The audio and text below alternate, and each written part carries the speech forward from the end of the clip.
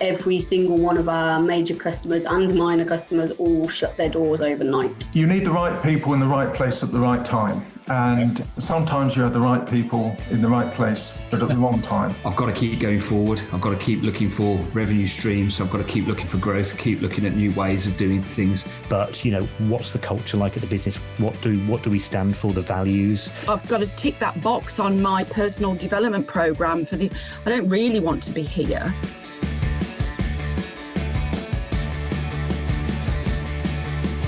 Scaling up a business isn't easy. If it were, we wouldn't have less than 4% of businesses scaling beyond 10 employees or around £1 million turnover level, and less than 1% beyond 50 employees.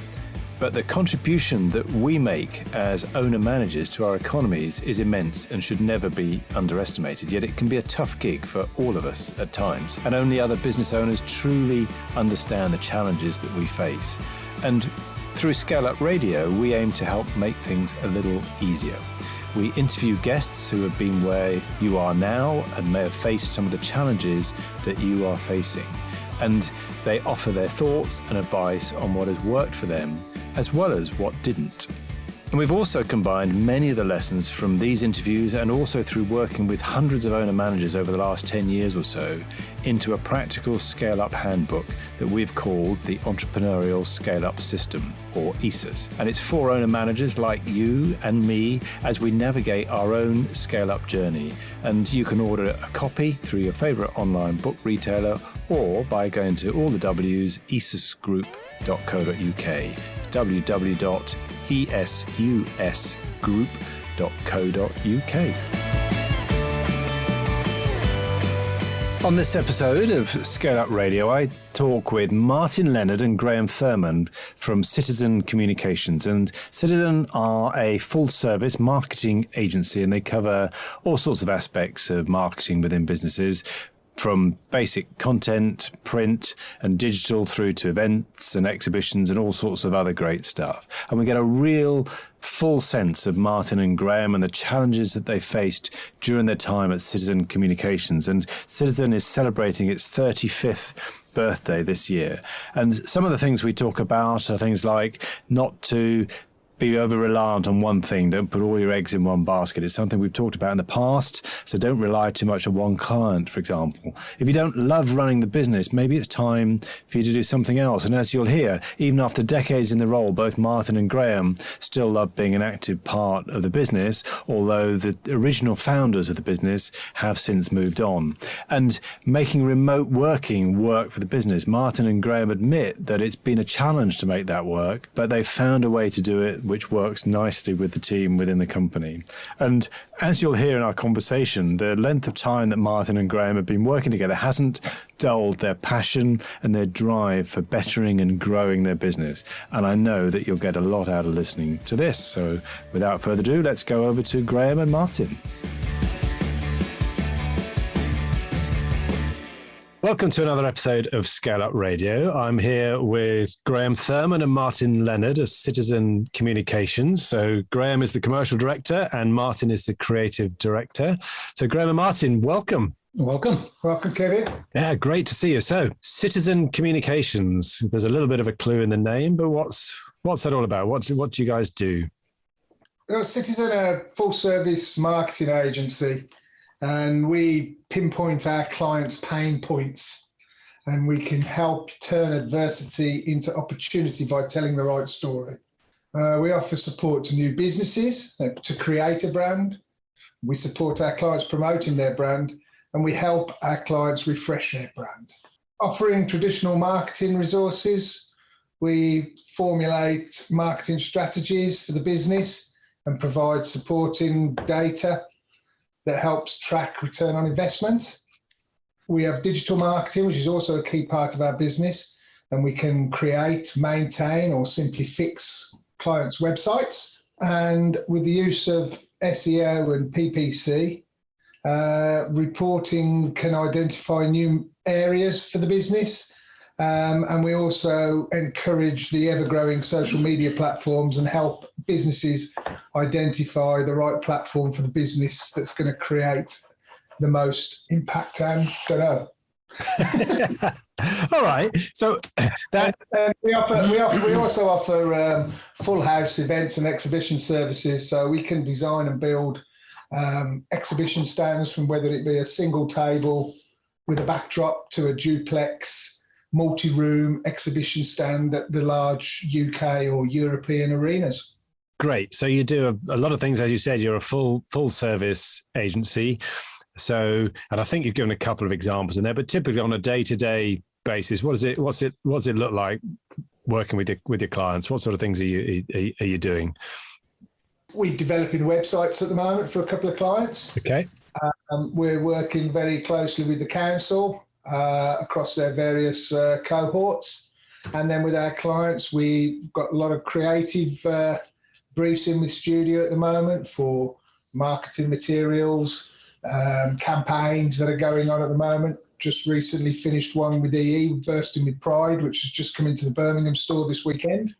Okay. So it's very varied because our clients are so varied in themselves. We deal with blue chip FTSE 100 corporates through to one-man bands, local one-man band businesses. So Brilliant. our work varied all day, every day. No 2 days are the same. Yeah. Whatever you turn up in the morning, think you're going to look at, never usually happens. It usually changes within the hour. So it makes it interesting. And like Graeme said, with our broad diversity of clients and our services, we really don't know what we're going to be facing every day. It's great. Brilliant. And I believe you're celebrating a pretty big milestone this year, aren't you? Yes, it's 35 years this year. I've been in the business for 24 of those 35 years, and so it is quite a special year for us this year. Yes. I mean, the company started originally with 3 Kidderminster College lecturers who actually designed the first HND visual communication course. Okay. And they decided, brave decision, they decided to practice what they preached. So they left education and set up a business, which is madness when you're in your mid-40s with all those holidays you can have, a stable salary coming in, So brave decision. Are they involved in any way at all now, or then they've all gone off to pastures now. Yeah. All still in poetry, aerobics teacher, clay pigeon shooting, all sorts of weird and wonderful things. They don't, to be honest, I don't even think they talk to each other either. I don't think they have much communications between each other now. I think they're together for the business then. Brilliant. All right. So a long and varied history and a significant milestone in terms of 35 years. So what sort of things are you doing to celebrate those 35th year? Good question. We're obviously trying to entertain clients quite a bit and sort of going out with clients and letting them know we've been here 35 years. Because obviously, because we've been going so long, with someone like EE, that we've been working with for 25 years of those in all their various guises. There's a new breed of people that don't know the history. So like last week, we took out Europcar, one of our corporates, and had a good chat with them.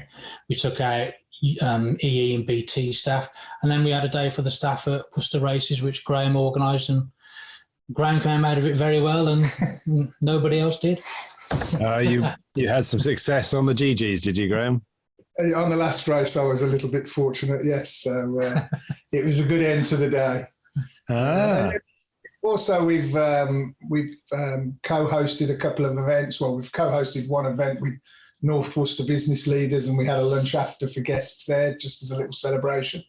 And we're also co-sponsoring the North Worcester Business Leaders Awards Night as part of our ongoing celebration. So, it's just trying to bring our clients and our staff together to celebrate the success of the last 35 years. Brilliant. And you're also, I noticed that you've made some changes to your own websites, and you're inviting your visitors on the website to take a trip back in time, aren't you? Yes, there's a different look to the website. We went back to the 80s, like when we started in 1987, and we get a real sort of cliched look at the 80s. And it's come out really well. And obviously there's a Pac-Man game that people can have a go at, and that's proving really popular as well. It's good to look back. It's good to look back. Yeah, absolutely brilliant. Good. And while I was on there, I couldn't help but spot that you like to give yourselves some nicknames, or you got some nicknames. So I think I kind of understand the Big G, Graeme. I mean, I'm guessing where the origins from that come from. but I'm not so sure. I'm not so sure about the Muttley, Martin. Yeah, I'm not sure that's a staff thing. I think. I think for the people who can remember wacky races, I think it's when we have a laugh at work, which we do quite often. I think apparently I laugh like Muttley out of wacky races, so that sort of come from there. So can't live it down. Never mind. Very good. So I think we'll have to try and make you laugh then while we're on the podcast. Good.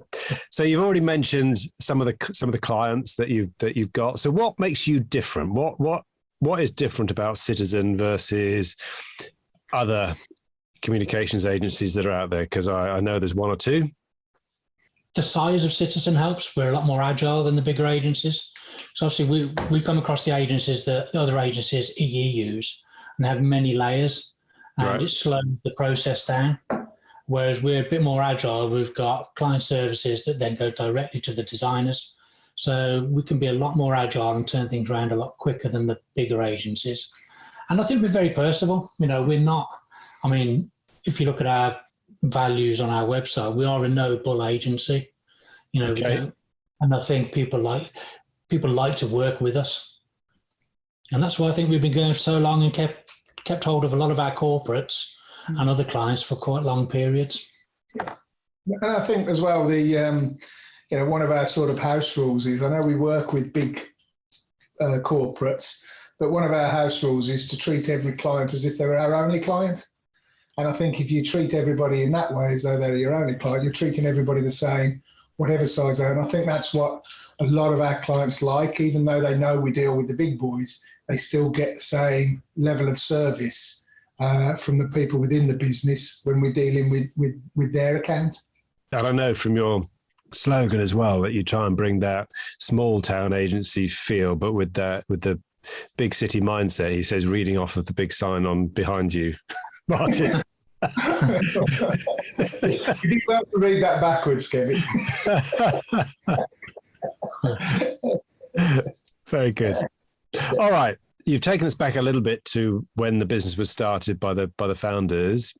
How about when you joined, Martin? That was back in before 2000, wasn't it? 1998. I think you've been with the business. Yeah, 98. Yeah. I worked for a very small agency in Bewdley who used to do all the work for Citizen. So I was basically headhunted to sort of start a design studio, because at the time Citizen were a training video company, doing training videos for Hewlett-Packard, Sony, Dixon Stores Group, which included PC World, The Link, and also Carphone Warehouse and Phones for You. So I was brought on board to build a design studio. So it was just me initially. And then within about 3 years, I think we built it to 5 people. The T-Mobile account was very big at the time. It was a very demanding account. And then obviously this was prior to sort of any sort of web side of the business. The website, our original web team started coming on board in, I think, 2004. And we then landed a big project with what was BlackBerry RIM research, I think they were. And we did a big 3-year project to build them a multi sort of logistics function across the whole of Europe. So that was one of the big changes for me, the start of the web stuff, because I was a traditionally trained graphic designer, drawing boards, magic markers. Yeah. Then gradually when Apple's came in, it was classed as the word was desktop publishing, which basically meant people were doing their own newsletters or whatever. So yeah, and then obviously I've seen the development of Macs and the software over the years, and it's just been phenomenal. And you see now, you talk to the guys in the studio now, they don't know what a floppy disk is, they don't even know what a CD is, optical disc, a SideQuest disc. You go through this list and they just look at it. So that's been really fun, to be honest, to see how it all developed. Yeah, and what were you designing on back in the late 80s? Oh, late 80s. Oh, late 80s. It was literally drawing boards. Yeah. Literally I don't think we got a Mac here in the building that was a 1987 Mac. Right. But obviously I didn't start on Macs till I was at university then. So I started on Macs in about 1992. Yeah. So it was a big learning curve in those days. Very good. So we've seen a lot of changes in the industry, obviously, as things mainly got more and more digital. Strategically, what do you think some of the big things, Martin, that have happened along the way that have either been great decisions that the business has made, or maybe with hindsight weren't so great?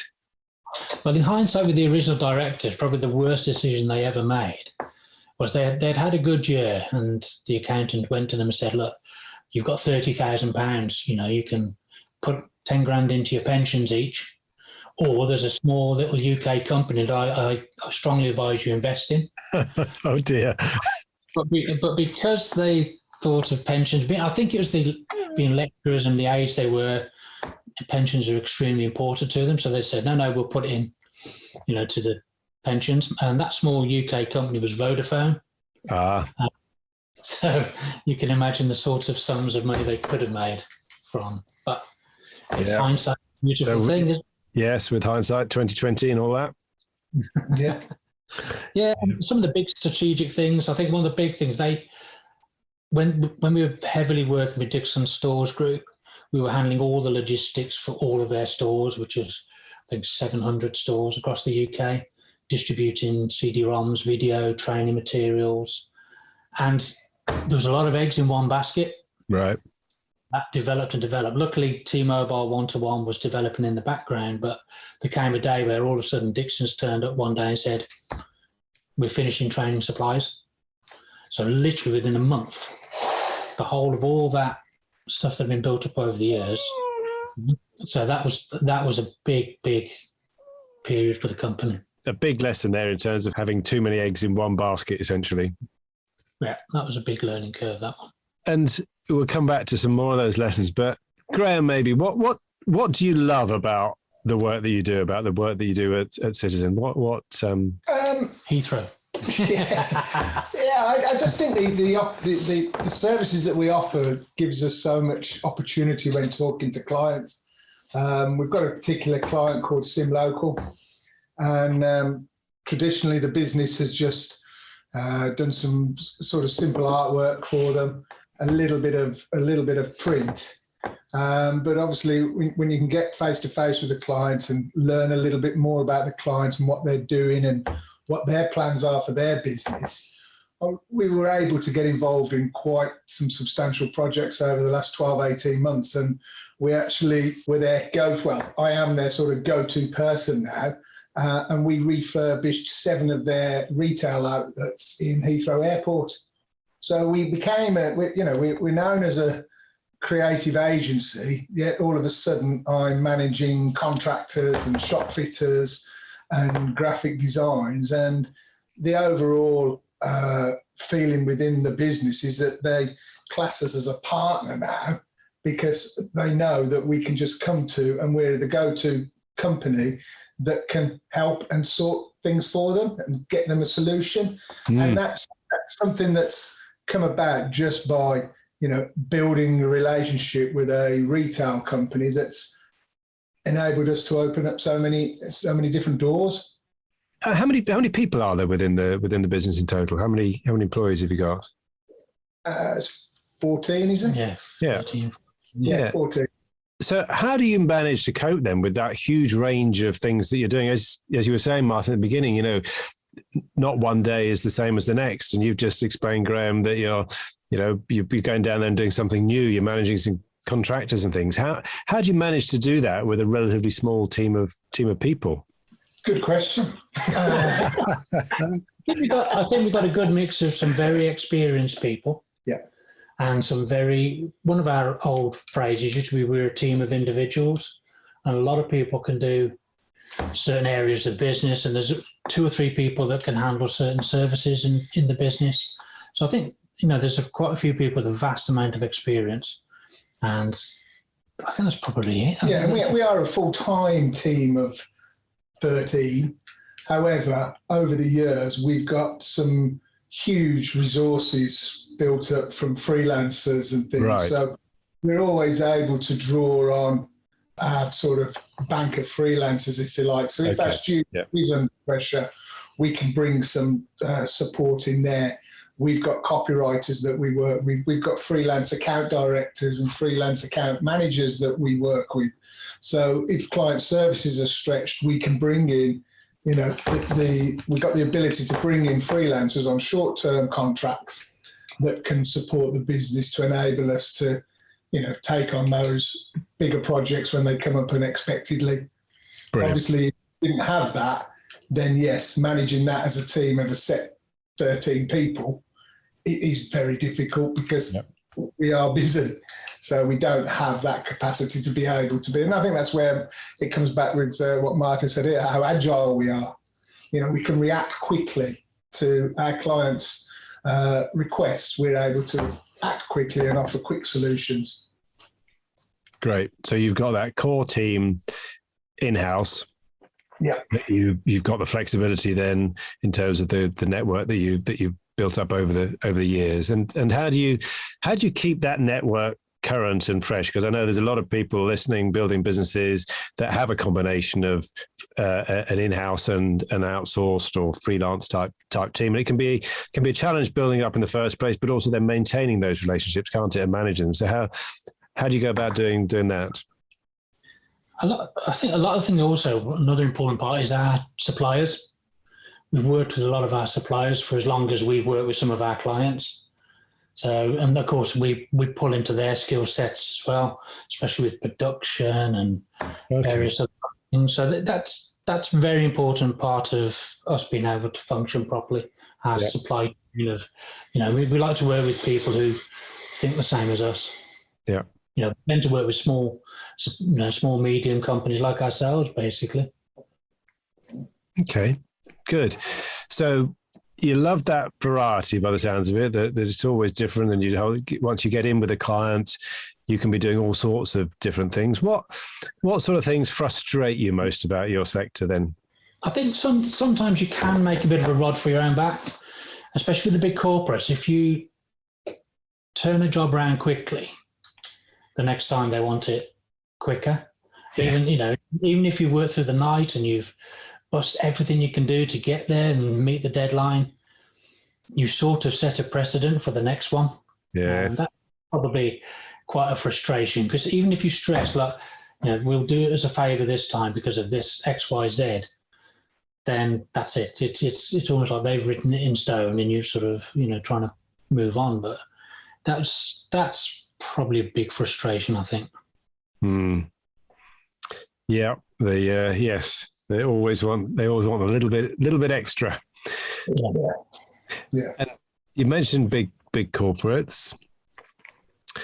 How do you go about managing the cash and the payments with big corporates? Because I know a number of our clients that we deal with struggle with the big corporates, perhaps on timelines of payments and things.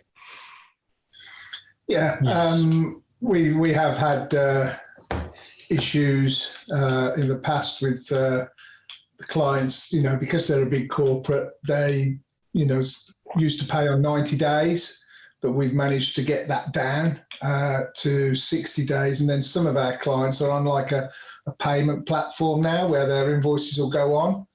And if you offer a small discount, they'll pay it within 7 days. Okay. So that has helped. But yes, I think it's also part of our relationship with the clients that we deal with, that we do have the relationship with them where if there's a big project coming up, we can say to our clients, look, this is a big project. We're going to need a payment up front, or we're going to need, a percentage, a staged payments. And we have the flexibility of doing that with the clients as well.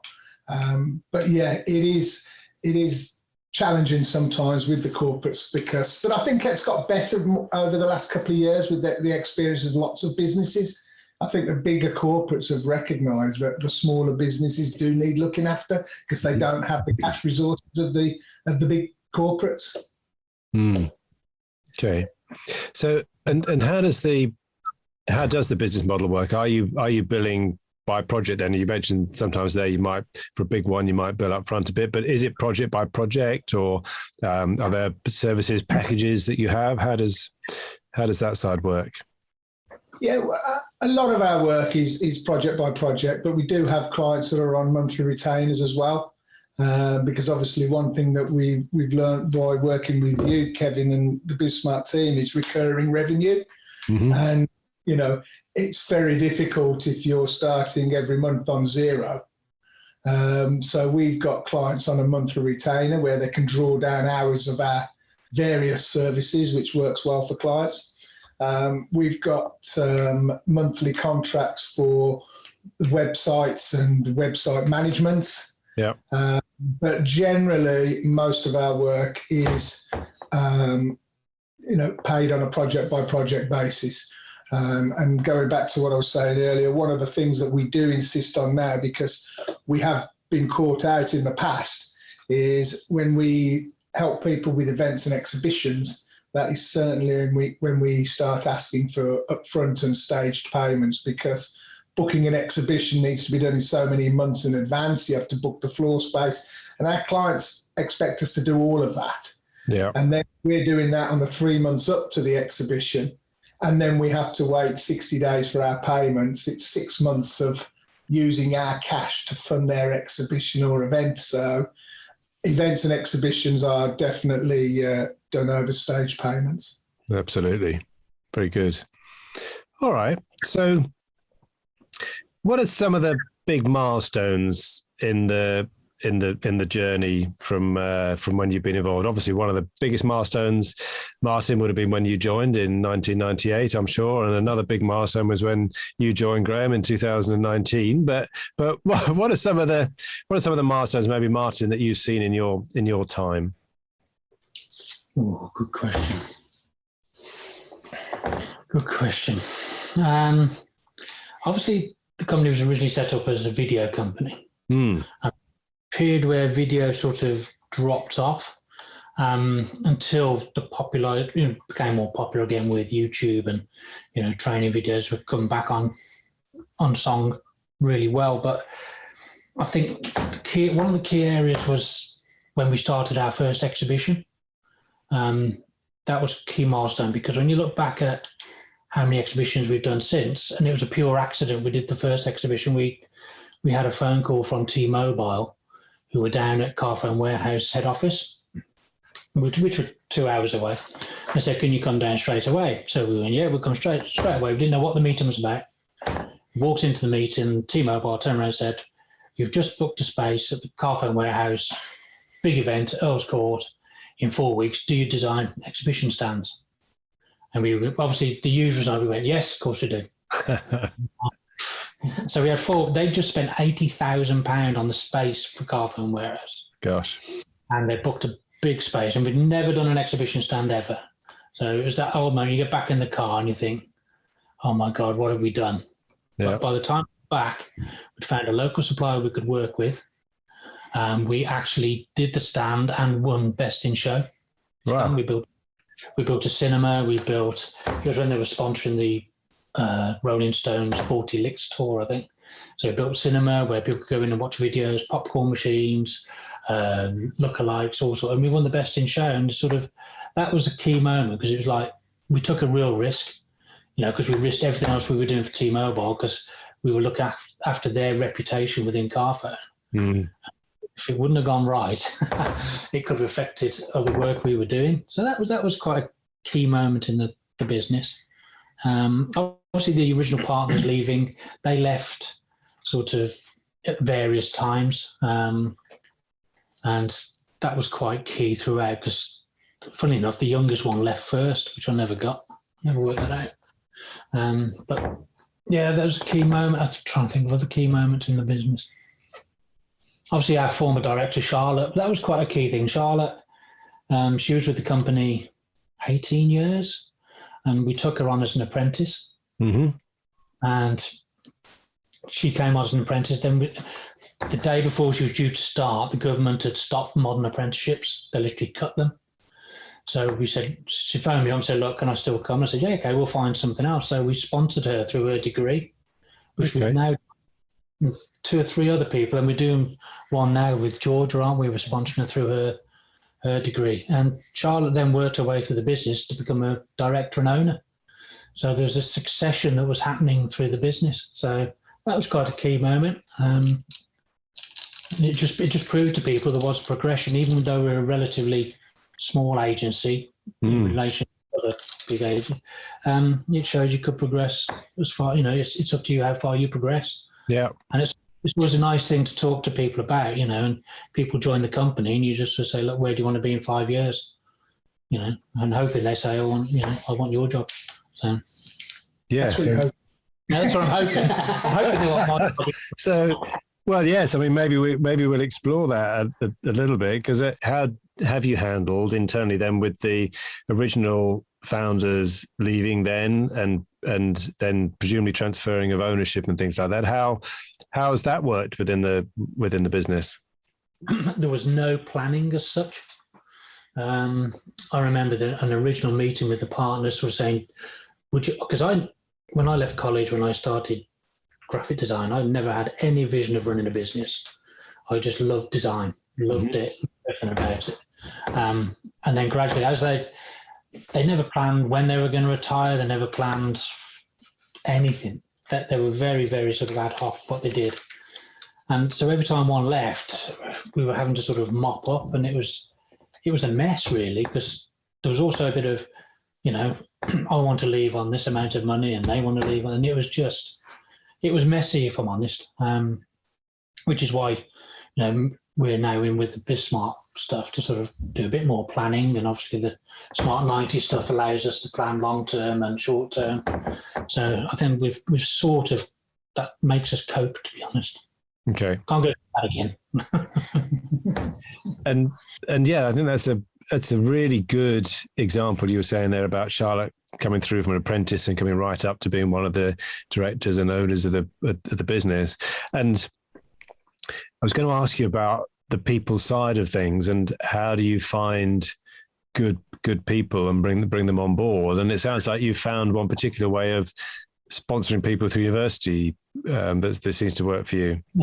Yeah, we've had numerous apprentices over the years, but with the apprentices, we found that maybe a year after they've qualified, they tend to move on. Like one went to become a musician, and in different areas, so it's almost like their apprenticeships. They're learning whether they want to be in that industry. Whereas if you put someone through a degree, that can take 4 or 5 years. So they become ingrained in the company as well. So that seems to work really well for us. And the big issue we always had, because we're based in Kidderminster, was getting talent from further afield. Okay. But one of the good things to come out of COVID and flexible working is that doesn't matter now. If you look at our staff base now, we're probably a 20-mile radius of where we are. And we could go further, to be honest. So that's been a real help with us being able to get quality staff, whereas we struggled before because of, the public transport to actually the offices wasn't that good. So luckily that's really helped us out, I think. And has that thrown up any challenges in terms of managing a slightly more remote workforce? I think we were very lucky from the point of view of we can always work remote because we all work on laptops. We're not in a production line where we've got to physically be somewhere. We have a lot of internal systems as well, like Slack, where people can manage each other. We're always having weekly meetings with the team, whether they're in or whether they're not in. Yeah. We're very flexible now with the staff on, we like them in 1 or 2 days a week, and it seems to work really well. So yeah, I mean, we did struggle at the sort of start of all the working remotely when we used stopping the sort of creative briefing get-togethers. So a client would give us a creative brief. First thing we would do normally in the office is, right, everybody, let's all have 15 minutes downstairs. Come into the boardroom, get the whiteboard out, get pens and paper. This is what the client wants. Let's all have 10 minutes. Then get the first sort of initial ideas from everybody. Mm-hmm. Then we leave it till later on in the day. Right, everybody, let's have another 10 minutes because they've been thinking in the background while doing their work. Yep. And that was very difficult Especially with the creative team. I think And I think going back to your point as staff as well, I mean, we obviously try and look after our team as best as we can, but we do get people leave unexpectedly for all sorts of reasons. I mean, some people move on to aspire to work with a bigger agency. There's lots of, there's DRP Group just down the road from us that employ 300 people, and it's a whole different agency feel. Yeah. And then we get some people that leave to go and work client side. So it's very difficult. And that does raise issues then, because as quick as they're leaving, we need to find somebody else. And then and that process can take longer than the notice period that that member of the team's on. Indeed, yeah. But we've got, you mentioned earlier, we've recently done our website, and part of our website is the sort of traditional meet the team, but we've also now got a tab on there as a join the team.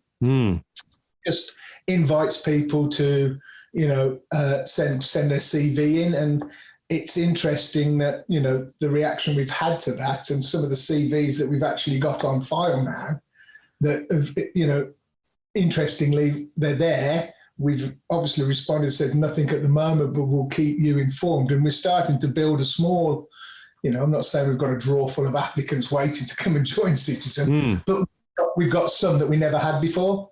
Yeah. And that's that could help in future if we need to recruit.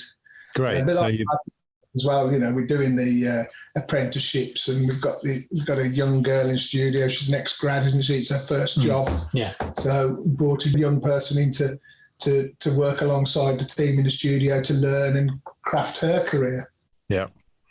Yeah, I think that's a really good lesson about essentially always be recruiting, and you're building a people bank, essentially, that reserve of people that you might be able to call on if you suddenly need to.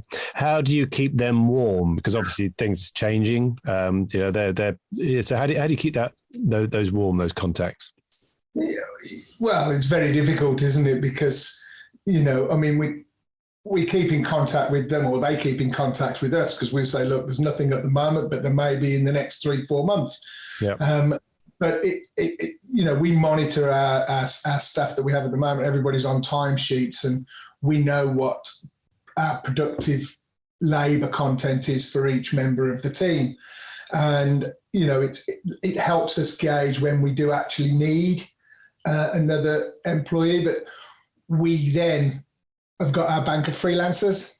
Yes. So we would need to go to freelance before we'd go to job market. And then if all of a sudden we realise in 3 months' time we're still using this freelancer, that's when we start to think, there is a position here. This isn't a short term. This is how we grow the team. Yeah. And would you then essentially offer that position to the freelancer?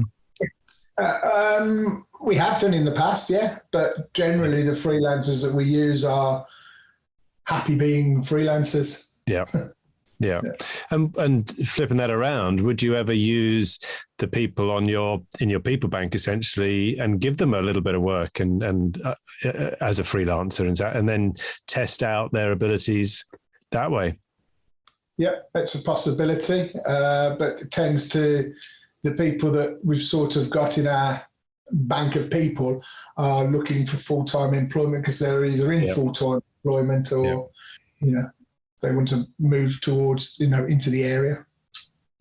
No, I like that. I like that idea. And that's definitely a good takeaway, I think, for everybody thinking about growing the business, is that idea of essentially always be on the lookout, give the opportunity for people to engage with you at any point. Yeah, I think so. Because, if you haven't got that, then, if somebody is looking to work with your business and you haven't got that facility for them to be able to contact you and tell you they'd be interested in working for you, you never know, do you? Unless you've got a job advert open, and that's not very often, is it? Yeah. So, Martin, how do you manage that creative process then? Because we like to talk in business, certainly from our perspective, about trying to systemize things, if you like, and make things repeatable.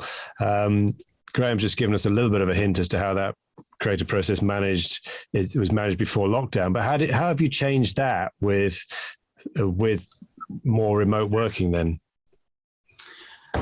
Yeah, it's an interesting one, because obviously when we have a creative brief in, we've got a studio team of about 4. We'll try and pull in freelancers as well for the actual creative side of it. It's different project by project, because sometimes working with the big corporates, you're very, very brand driven. You know, you got your brand guidelines, you know what, you can't really push the boundaries. But then some of the smaller clients, we can go really to town, but it is about pulling in people, and I think you've got to be together to be creative. You've got to, whereas before, like when lockdown, though, everyone was working in silos basically. Yeah. And everyone, you know, whereas now, I know that the talk we did last week, 2 weeks ago, we were talking about having meetings while you're walking, having meetings somewhere different. You know, if you want to be creative, don't just sit in the same room, staring at the same wall, looking in the same window. Involve other people who may not be seen as a creative person, because they can throw something into the mix that, you know, a creative may not think about. So it's about, I think every creative brief that comes in is different, and you've got to treat it differently, and how we're going to deal with it. Another issue is probably that if you're going to have a creative meeting, try and have it earlier in the day. You know, don't have it at 4 o'clock when, you know, you've been bombarded with emails, and, you know, you've got to try and keep your head clear. Yeah. That'll be one thing that I think we really do try and avoid is, you know, having a creative meeting at 4 o'clock is not probably going to bring the best to it. Yeah. Yeah. Probably best 10 in the morning, people come in, cup of coffee, coats off, get in, bang. Yeah, very good. Anything you'd add to that, Graeme? Well, I think the sort of creative meetings that I've been involved in with the team on occasions, it's a whole varied way. I mean, I've even seen Play-Doh come out on the table and little models being made, and you know, there's always traditionally the pen and paper, and somebody's always busy sketching away or scribbling away. So yeah, I don't think there's any set way how it comes together in the end, but it is a lot.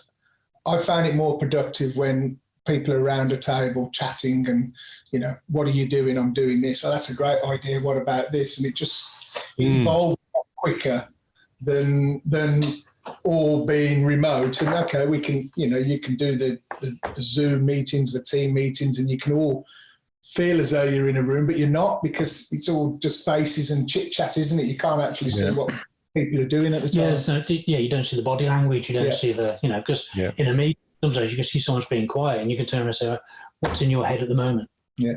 You know, they might want to say it, however stupid it sounds, say it. Yeah. You know, some of the greatest ideas have come from people just saying something totally off the cuff. You know, so. And I'm genuinely fascinated in the whole creative process, and I would like to explore that a little bit more with you, because I've seen you involved in all sorts of different things over the years, actually, and everything that I've been to that you guys have run has had a level of creativity in it beyond what I would have kind of was expecting to see, if you like, including when I just logged onto your website, frankly, and saw the, you know, go back in time for the to 1987 option on the button on the front of it. So what do you attribute that to? Is it all down to you, Martin, or what would you attribute that to? No, I think it's because it's an agency thing. Everybody who joins an agency in some respect is creative. And so it's not, you can't just be down to one person. You've got to, and all the graphic designers that come through, all the web designers, all the time they're seeing things when they're walking around the shops, they're seeing things on websites. It all sort of comes into the mix.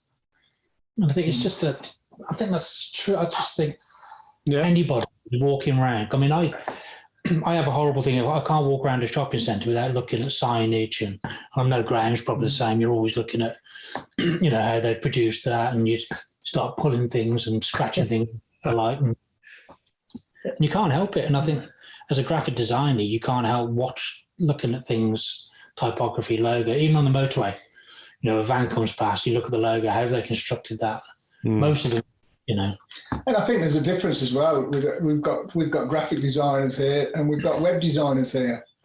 And you talk to those two, and they're classed as designers, but they're completely different designers. You gave them, if you gave our graphic designers and our web designers a similar brief, they'd come up with two completely different concepts. And that's what's been so good by involving everybody in the same room. Okay, so one of those tips then, as well as doing it in the morning, then is to make sure you've got the mix of people in there, diverse mix that helps to, Not necessarily people you think you need in the meeting. No. Oh, what do you mean by that? Well, literally, like we've had, like I say, I'm going back probably 5 years. We had a lady who was basically she was our administrator, but we involved her in a meeting. We said, well, come in the meeting. And she came up with the idea that we took on a campaign. Great. Because she did it from a very different point of view from what we were looking at. And then we could turn it around and say, actually, that's a really good idea. So again, it's not always the people you think it will be. No, that's why I say get diverse people in the creative process. So do you think we've all got creativity in us then? Yes, I do. Yeah, I really do. I mean, Graeme thinks he doesn't, but he has had some good ideas. He has had some good ideas. You've had your idea today for the week, have you? Done for the week now. Yeah, brilliant. All right, good stuff. And when you're interviewing, then what do you look out for when you've got somebody new in front of you, a new candidate? How do you assess whether they're right for Citizen? I think there's two things. There's obviously the ability and skill set, which we can deal with that with a brief. Set them a brief that we've already done and see how they tackle it and say, right, could we have put that in front of a client? Is that at the level that we're expecting? But possibly more importantly, will they fit in as a person? Mm-hmm. You know, is that person, I know we say, are they a citizen? Yeah. That's probably the hardest bit to get out of people. Mm-hmm. So how do you go about that? I know how. I think when a candidate comes in, we don't just say, right, you come in front of the two directors, we give you a formal interview. We make them go and sit with the team they'll be working with. Okay. And they'll be sitting with, and then we get everybody's opinion of that person. Ah, yeah. So it's as important for that person to be talking to our apprentice as it is to be talking to us. Yeah. So that full sort of, you know, exactly what that person we all feel like, and most people, it seems to work. So, and you're actually then collating that feedback from the whole team, not just from one or two individuals. Yeah.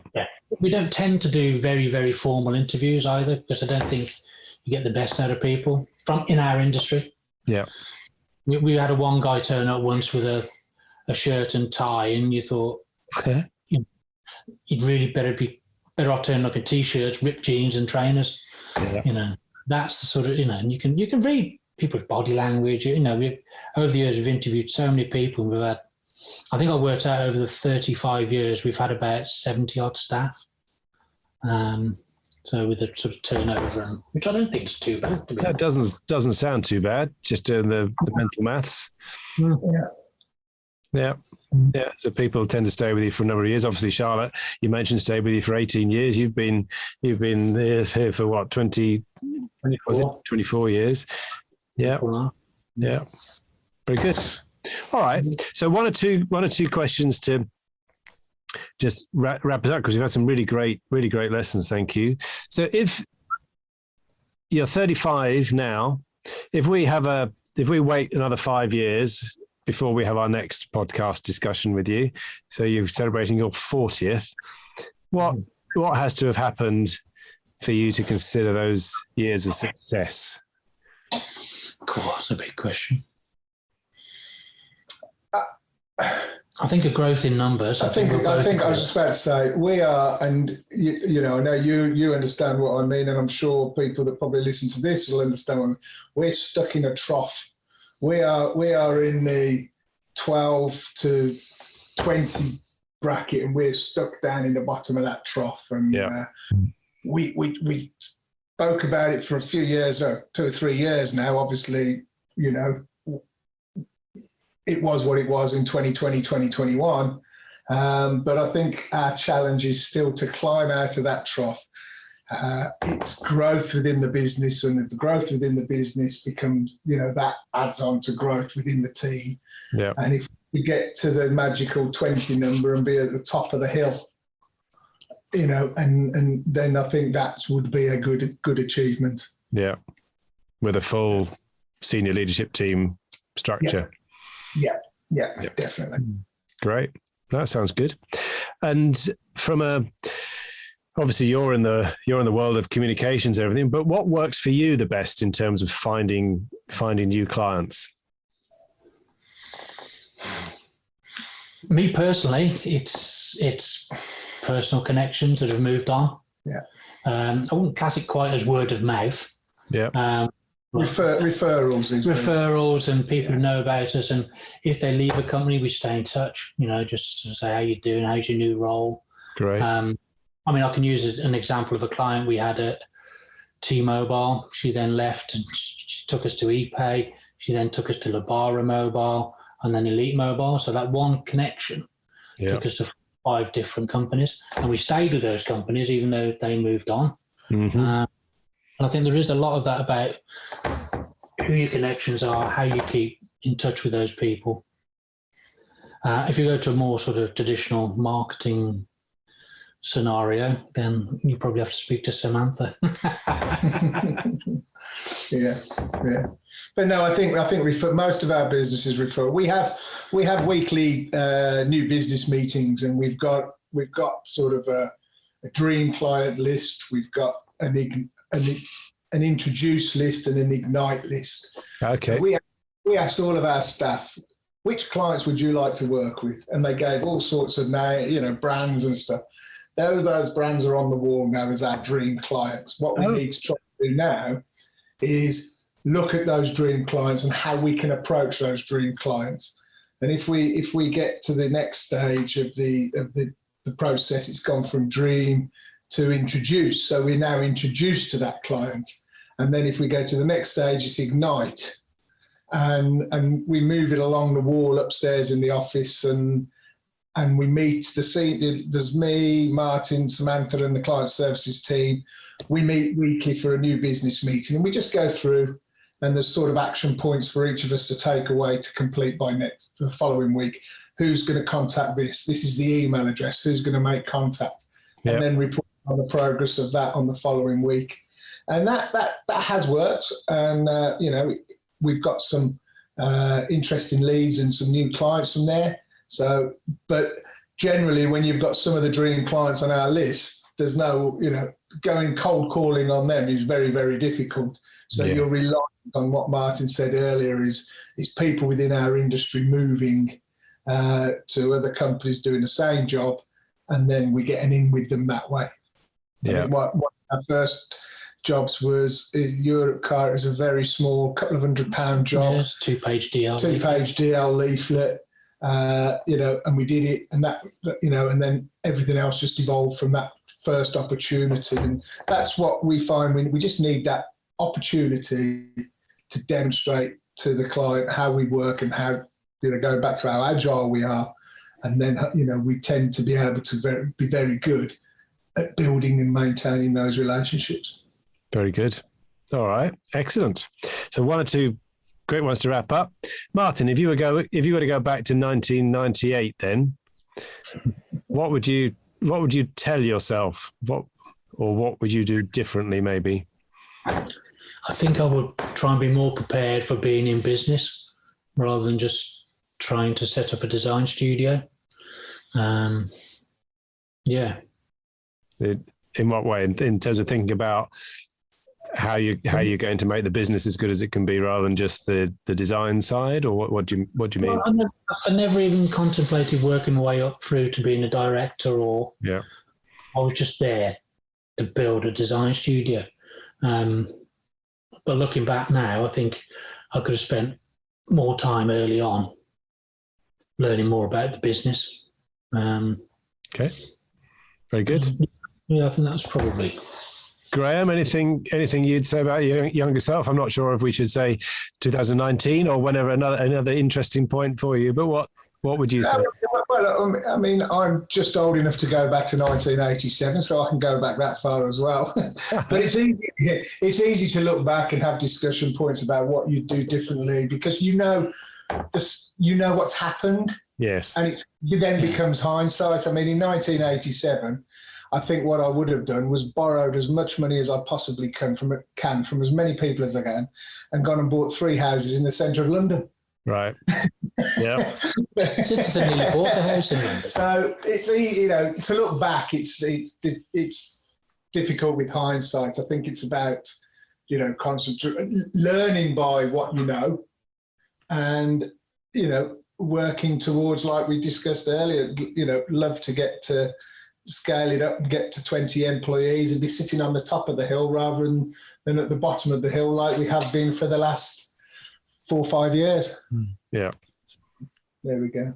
Very good. All right. And 2 last questions. One last question, really. Any books or podcasts or perhaps apps that you found particularly useful that you might like to recommend to others? Well, I mean, I'm not a big reader, so as a recommending books, there's The Entrepreneurial to the Scale Up by Kevin Brent. Thank you very much. I wasn't fishing for that, but well done.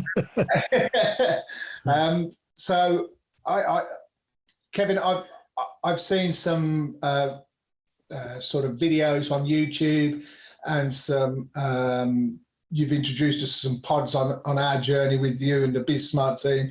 I think the one that resonates with me is the captain of the submarine one. Right, the David Marquette. Yeah, and I think that's a great one that if all of a sudden the leader doesn't say anything, what happens and what does everybody do? And yeah, I think that's one that resonates to me. But for my own recommendations, I don't have any for you. No, not me. Martin? No? I'm not a great reader either. It's weird. I think I'm a more visual person, which when I look back at what books I've read, I can remember To Kill a Mockingbird, but that was to get me O-level. Yes, yeah. I think I might have done that one as well. Any apps? Are there any apps that you guys use as a regular part of the business that you find useful? Slack, which is obviously our internal communication thing, and also Asana, which is our sort of workflow piece of software. Yeah. That's probably the 2. I'm just looking. Because they're on my first page. 2 main ones for the business. I know the communication one, Slack, which is great because it keeps your inbox from filling up with constant internal emails. Everybody communicates with each other on Slack, so it frees your email.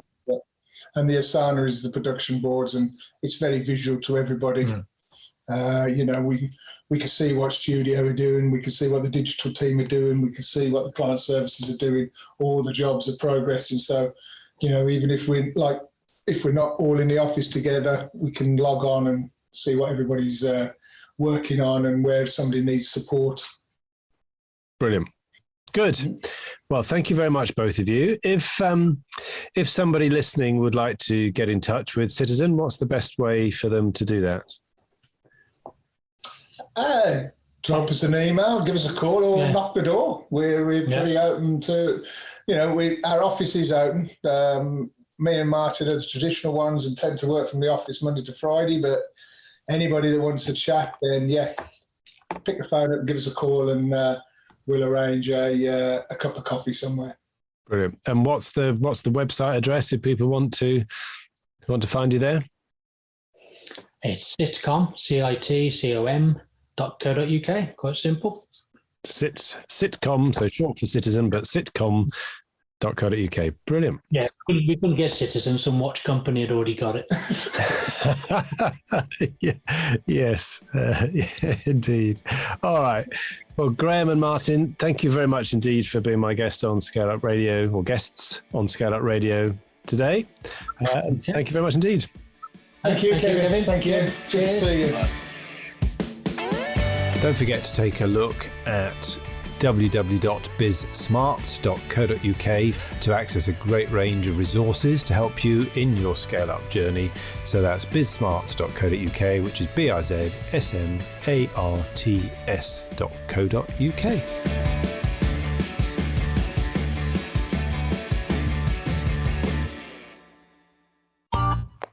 This has been a Monkey Pants Productions podcast.